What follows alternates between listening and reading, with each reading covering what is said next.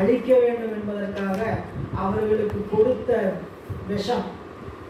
அவர் ஏற்கனவே ஒரு வியாதியில் இருந்திருப்பார், அவருக்கு ஏற்கனவே ஒரு வியாதி இருந்திருக்குமா, அந்த வியாதி இந்த விஷத்தினால முடிஞ்சிருக்கும்.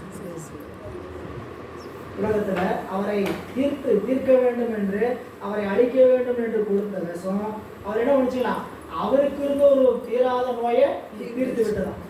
அதுபோல இந்த கல் அவர் என்ன நினைச்சு கட்டி போட்டாங்க, அவரை கொல்ல வேண்டும் என்று கட்டாங்க. இந்த கல் மிதந்ததோடு மட்டுமல்லாமல் அவரை தெப்பமாக கரையேற்றி அவரை செய்தார். தெப்பமாய் மிதத்தலில் செறிந்த பாசம், செறிந்த நல்ல செறிவாக கட்டப்பட்ட கயிறு, பாசம் என்பது கயிறும் தப்பியது, அருந்தது.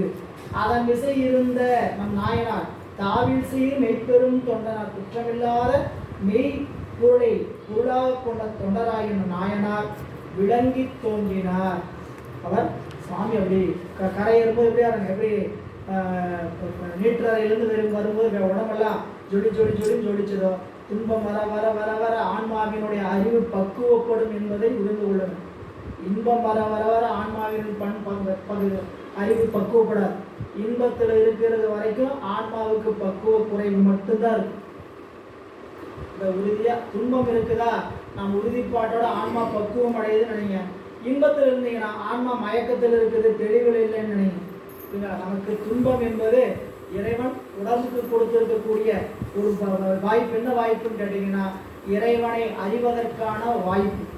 எனவே இங்க சொல்ற மெய்ப்பெரும் தொண்டனார் விளங்கி தோன்றினார். அப்படி விளங்கி தோன்றிய போது இறைவனை